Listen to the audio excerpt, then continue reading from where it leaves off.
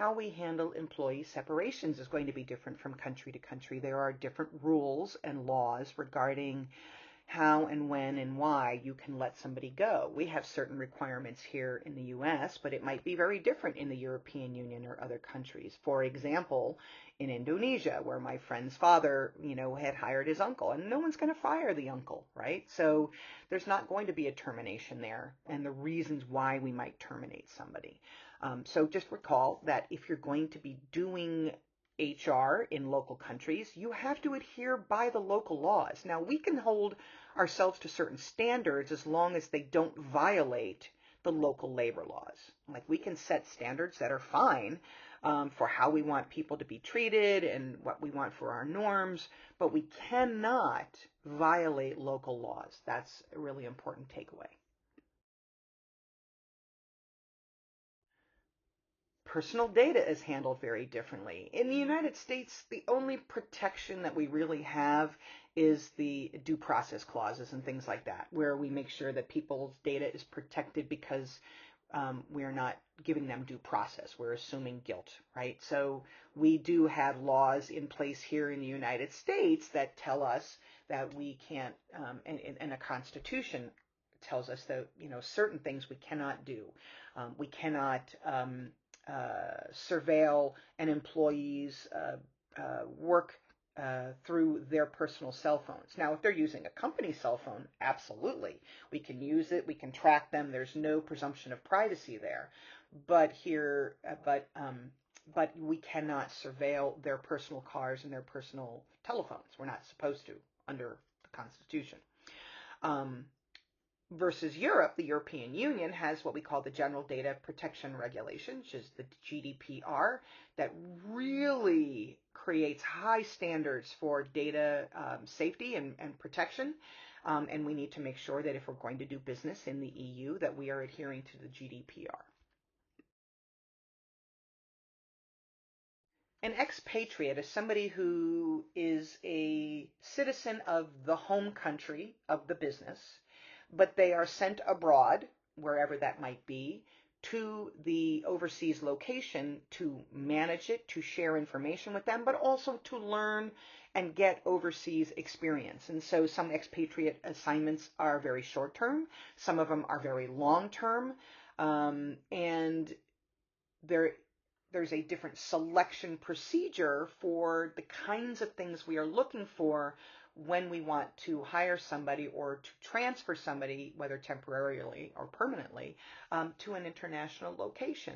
And so we need to make sure we're looking for certain personality traits and KSAs. We need somebody who's going to be very open to new experiences, someone who has family support, someone who absolutely can be adaptable and is willing to find alternatives to keep themselves entertained and to find new hobbies that they may not have, in other countries. I mean, if you're used to watching, Sunday and Monday night football, and you go to another country and you can't get American football on TV, only soccer or what other countries call football, that may become very disturbing for you. You feel like you're disconnected from your culture, that the things that you like to do are no longer available to you, and that can be very troubling and disturbing and creating culture shock for people.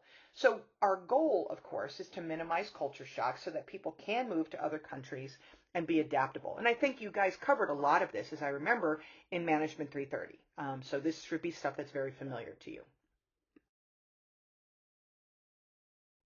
There are advantages to using expatriates because remember, expatriates are there to share information about how the home country, home company, home headquarters, right, does business. And so it's about the cultural exchange to make sure people learn how to do business, what the expectation and standards are from the home country.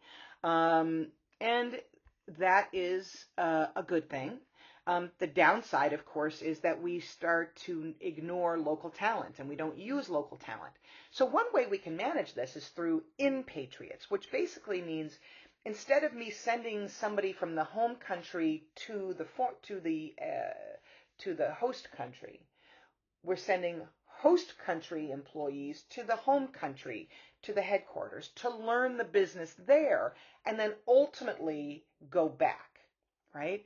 So that's kind of a cool thing, right?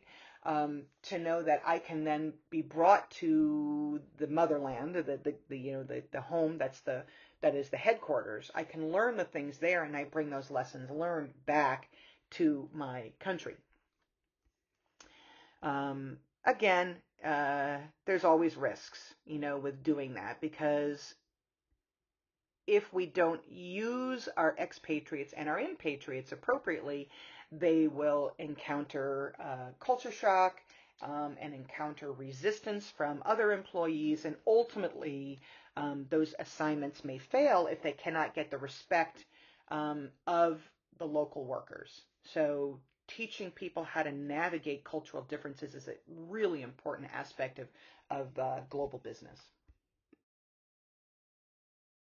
So you've heard me mention a few times about culture shock, and there are cultural adjustments. As I said, for example, if you're used to, watching football, American football on TV, and you're not going to be able to get access to it. Now that's not so much anymore. Like we have a larger global network of data and entertainment that people can access this. But there might be aspects of your life here that you really love and appreciate that you're not going to have elsewhere. That there are certain expectations for how you socialize and where you go and what you do, and the support networks that you have. You are away from your friends and your family sometimes. Sometimes families go with you, but often they don't. So how do you adapt to a new culture that is really different from the way that you do things? I had a friend of mine whose husband was sent to the United Arab Emirates. And she didn't go at first, and she and her son followed later.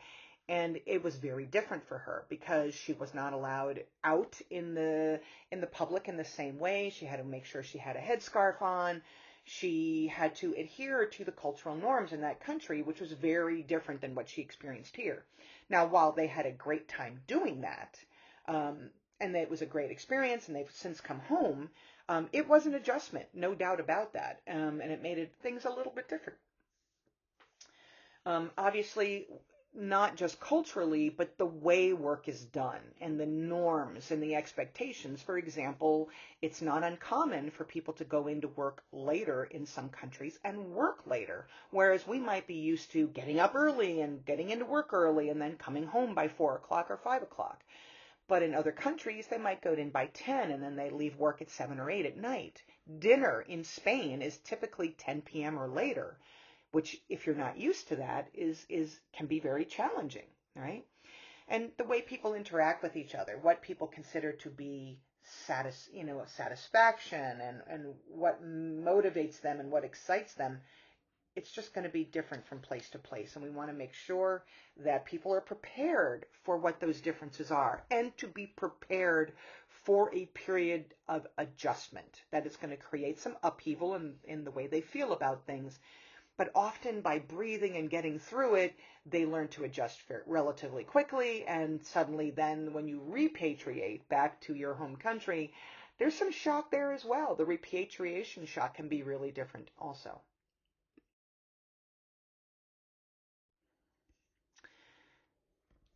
Helping the expatriates adapt is really important. And part of it is, family. And how does family support?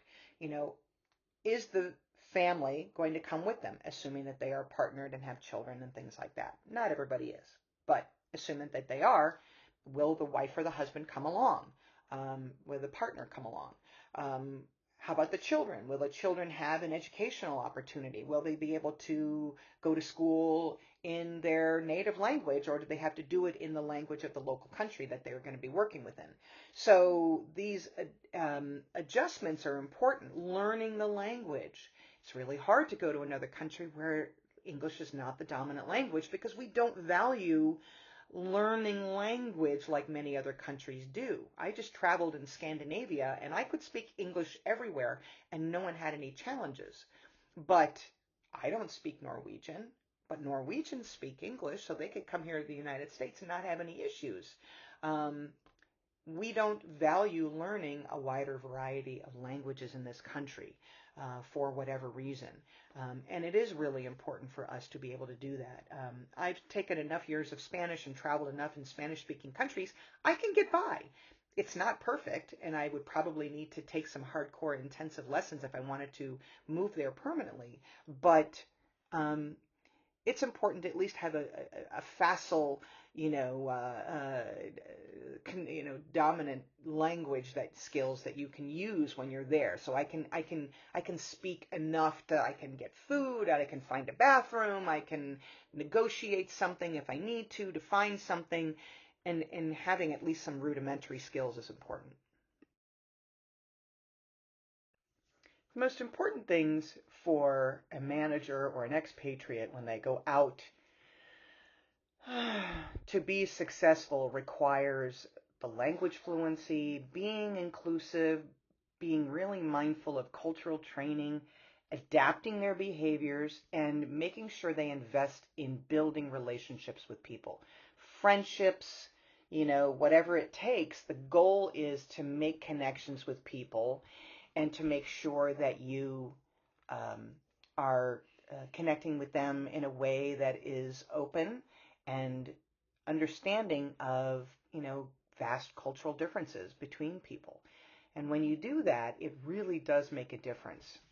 Um, if there is a huge cultural difference between you and the culture in which you are going to be working, then of course you need to really work hard and respect and understand there's going to be some challenges.